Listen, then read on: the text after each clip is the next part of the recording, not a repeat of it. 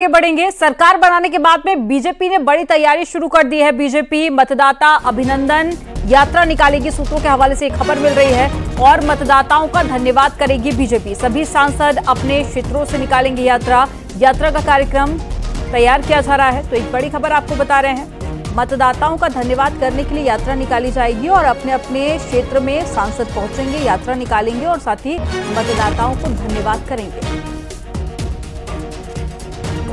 तो एक बड़ी खबर आपको बता रहे हैं। तो तीसरी बार प्रधानमंत्री बनने के बाद में नरेंद्र मोदी और साथ ही तमाम बीजेपी के बड़े नेताओं में ये बैठक हुई, जिसमें ये फैसला लिया गया। सूत्रों के हवाले से जानकारी मिल रही है कि अब जो तमाम सांसद हैं बीजेपी के, वो अपने अपने क्षेत्र में पहुंचेंगे, मतदाताओं का शुक्रिया अदा करेंगे और ये यात्रा निकाली जाएगी। और ज्यादा जानकारी के साथ में पवन गौड़ जुड़ गए हैं। पवन, क्या ऑफिशियली इसकी जानकारी बीजेपी की तरफ से साझा की गई है कि कब तक ये यात्रा का शुभारंभ किया जाएगा? देखिए, अभी जो यात्रा है उसको लेकर कार्यक्रम तैयार किया जा रहा है। राष्ट्रीय महामंत्री सुनील बंसल को इस कार्यक्रम का, इस पूरी यात्रा की जिम्मेदारी सौंपी गई है। किस तरह से ये यात्रा निकलनी है, कब से ये यात्रा शुरू होनी है और कहां कहां से होकर ये यात्रा गुजरनी है, तो इसको लेकर बीजेपी के राष्ट्रीय महामंत्री सुनील बंसल को जिम्मेदारी सौंप दी गई है। उस यात्रा का पूरा कार्यक्रम तैयार कर रहे हैं।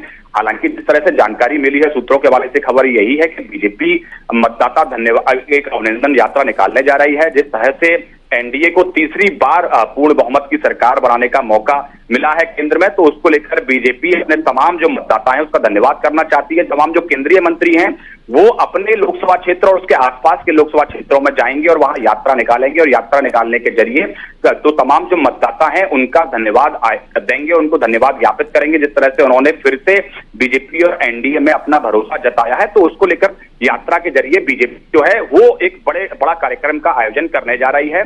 और तमाम जो लोकसभा सांसदों के अलावा जो तमाम राज्यसभा कोटे से भी जो मंत्री बने हैं उनको भी कुछ कुछ लोकसभा क्षेत्र सौंपे जाएंगे और वो भी यानी कि जल्दी प्लानिंग पूरी कर ली जाएगी, जिसके बाद में शेड्यूल जारी किया जाएगा कि यात्रा कहां से कहां तक निकाली जाएगी। इसके अलावा कौन कौन से सांसद और साथ ही बड़े चेहरे इसमें शामिल होंगे। जानकारी साझा करने के लिए बहुत शुक्रिया पवन आपका।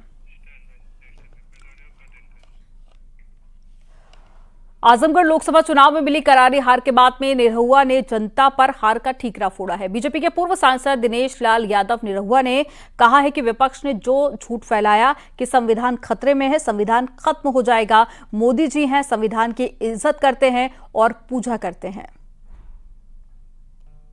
है कि जो इंडी गठबंधन ने जो झूठ फैलाया कि संविधान खतरे में है, संविधान खत्म हो जाएगा, कहां संविधान खत्म हो जाएगा?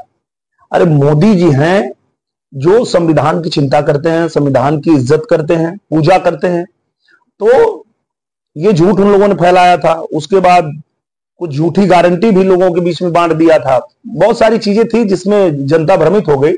लेकिन अब यही उनके ऊपर भारी पड़ने वाला है, क्योंकि चुनाव तो एक बार नहीं होगा ना भाई, 5 साल बाद फिर होगा। तो फिर वो जनता पूछेगी कि भैया कहां संविधान खत्म हो गया, तुम्हारी जो खटाखट वाली गारंटी थी वो पैसा कहां है? तो यही फिर उन पे भारी पड़ जाएगा। बिहार के सीतामढ़ी से पहली बार सांसद बने देवेश चंद्र ठाकुर का विवादित बयान सामने आया।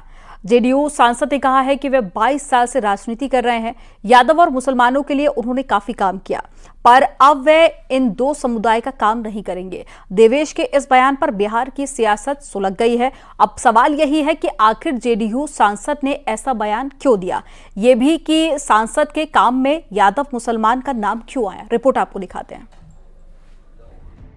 नाम देवेश चंद्र ठाकुर, जेडीयू सांसद सीतामढ़ी।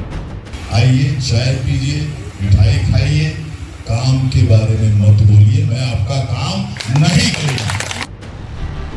सीतामढ़ी से नवनिर्वाचित जेडीयू के सांसद देवेश चंद्र ठाकुर के इस बयान पर सियासत बेहद गर्म है।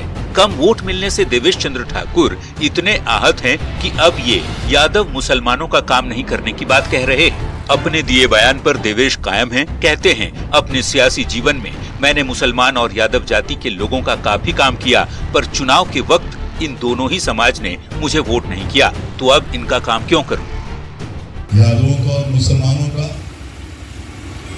आइए चाय पीजिए, मिठाई खाइए, काम के बारे में मत बोलिए, मैं आपका काम नहीं करूंगा। कि ये नरेंद्र मोदी के उम्मीदवार हैं, आदरणीय नीतीश कुमार के उम्मीदवार हैं, ये तीर छाप के उम्मीदवार हैं, ये राष्ट्रीय जनतांत्रिक गठबंधन के उम्मीदवार हैं। जिन लोगों ने और विशेषतः जिन दो समाजों ने 1% भी अपने वोट नहीं दिए होंगे, कई बार कहा है, इसके अलावा किसी का भी स्वागत है। सार्वजनिक काम लेके आए मेरे पास, व्यक्तिगत काम लेके मत आए। देवेश चंद्र ठाकुर के मुसलमान यादव समुदाय पर दिए बयान के बाद सियासत गर्मा गई है। जेडीयू के नेता बयान का बचाव कर रहे हैं तो सहयोगी बीजेपी ने व्यथा में बयान देने वाली बात कही है। हमारे माननीय सांसद ने अपनी बातों को, अपनी भावनाओं को, अपनी जज्बातों को अपने लोगों के बीच में प्रकट किया है, तो मुझे नहीं लगता है कि इसका कोई पॉलिटिकल निहितार्थ निकालना चाहिए। का जो दर्द छलका है वो वाजिब है, चूंकि उन्होंने सारे लोगों के विकास के काम को किया है, सब लोगों को पर्सनल मदद किया है, और उसके बाद भी इनको वोट नहीं देना, ये कहीं न कहीं धार्मिक भावनाओं से ग्रसित हैं लोग। देवेश के सहयोगी भले उनका बचाव कर रहे हों, पर विपक्षी आरजेडी और कांग्रेस के नेताओं ने जेडीयू सांसद के बयान को शर्मनाक बताया है। आपको कम से कम ऐसा नहीं बोलना चाहिए। आप सबके सांसद हैं, जनता के हित के सांसद हैं, क्षेत्र के सांसद हैं। तो क्या देश के प्रधानमंत्री किसी जाति, धर्म या बिरादरी को देख करके काम करेंगे या निर्णय लेंगे? इस प्रकार का बयान बेहद ही चिंताजनक है। जनता मतदान के जरिए सीधे लोकसभा के सांसद का चुनाव करती है। देवेश चंद्र ठाकुर पहली बार सीतामढ़ी सीट से जीतकर इस बार लोकसभा पहुंचे हैं। ठाकुर ने 51,000 से ज्यादा मतों से आरजेडी उम्मीदवार अर्जुन राय को शिकस्त दी, पर जेडीयू एमपी का आरोप है कि उन्हें यादव और मुसलमान समाज से 1% भी वोट नहीं मिला। सवाल है कि क्या सांसद जाति देखकर काम करेंगे? एमपी के काम में जाति के नाम का क्या काम? न्यूज 18 के लिए पटना से शैलेंद्र और अमित कुमार की रिपोर्ट। यहाँ रुकेंगे एक छोटे से ब्रेक के लिए, आप देखते रहिए न्यूज 18।